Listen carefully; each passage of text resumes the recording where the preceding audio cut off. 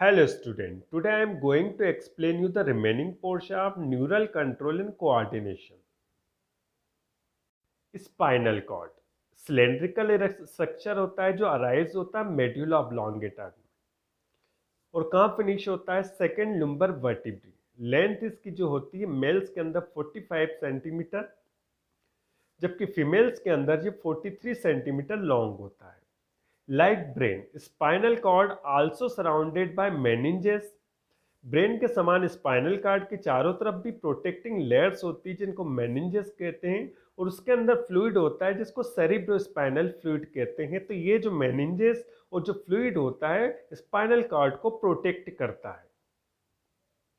You can see in this diagram the TS of human spinal cord. तो human spinal cord का जब TS देखते हैं तो इसमें निम्न स्ट्रक्चर विजिबल होते हैं। ऊपर की तरफ अगर देखा जाता है इसमें तो यहाँ पर एक फरो होती है जिसको डॉर्सल सेप्टम या डॉर्सल फरो कहते हैं। नीचे की तरफ वेंट्रल फिशर होती है, खांच लायक स्ट्रक्चर होता है। बीच में कैविटी होती है जिसको सेंट्रल कैनाल कहते हैं।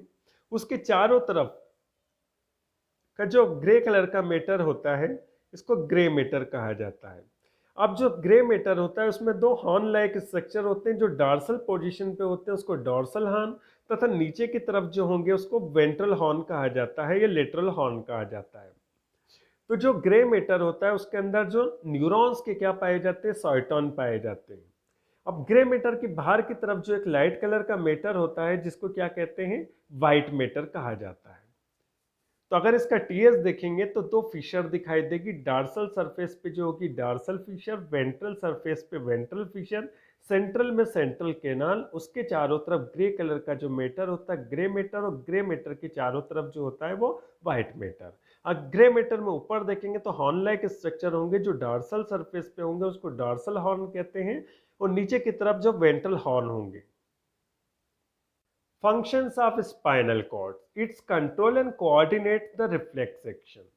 ये रिफ्लेक्स एक्शन को कंट्रोल तथा कोऑर्डिनेट करता है। It acts link between the spinal nerve and brain. Brain तथा स्पाइनल नर्व्स के बीच में क्या करता है, एक लिंक की तरह वर्क करता है।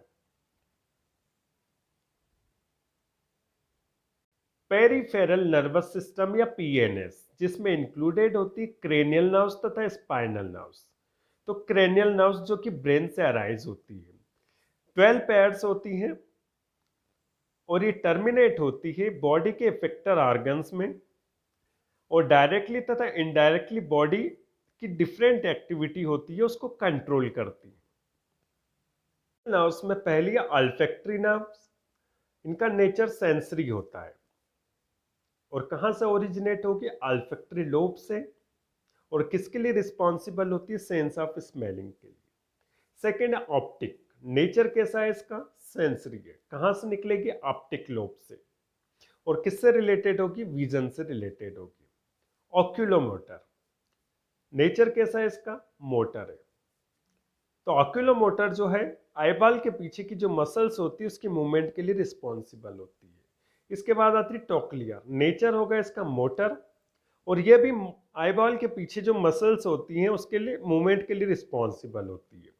इसके बाद आती है ट्राइजेमाइनर, नेचर होता है मिक्स, मतलब ये सेंसरी भी होती है और मोटर भी होती है, सेंसेशन को ले भी जाती है और ऑर्डर को भी कैरी करती है। और उसका ये कहाँ तक जाती है, स्किन तथा mucus membrane of the head, और ये सेंसेशन को गेन करती है। एब्ड्यूसेंस, नेचर है इसका मोटर, और ये आई बॉल की जो मूवमेंट होती है उसके लिए रिस्पॉन्सिबल होती है। उसके बाद है फेशियल नर्व्स, तो इसके अंदर पेलेटाइन्स होती है, हायोमेंडिबुलर होती है, सलाइवरी होती है। तो पेलेटाइन्स से अराइज होगी, हायोमेंडिबुलर रीजन से, और सलाइवर डक्ट से अराइज होगी। तो पेलेटाइन मूवमेंट से रिलेटेड होती है, हायोमेंडिबुलर जो है वो सलाइवा को सिक्रेट करेगी, और सलाइवरी जो है वो टेस्ट को रिकॉग्नाइज करेगी। उसके बाद आती है ऑडिटरी, तो इसके अंदर वेस्टिबुलर है और कॉक्लियर है। तो वेस्टिबुलर जो है रिस्पॉन्सिबल होती है बॉडी की इक्विलिब्रियम से, बैलेंसिंग से, और जो कॉक्लियर होती है आपके हियरिंग से रिलेटेड।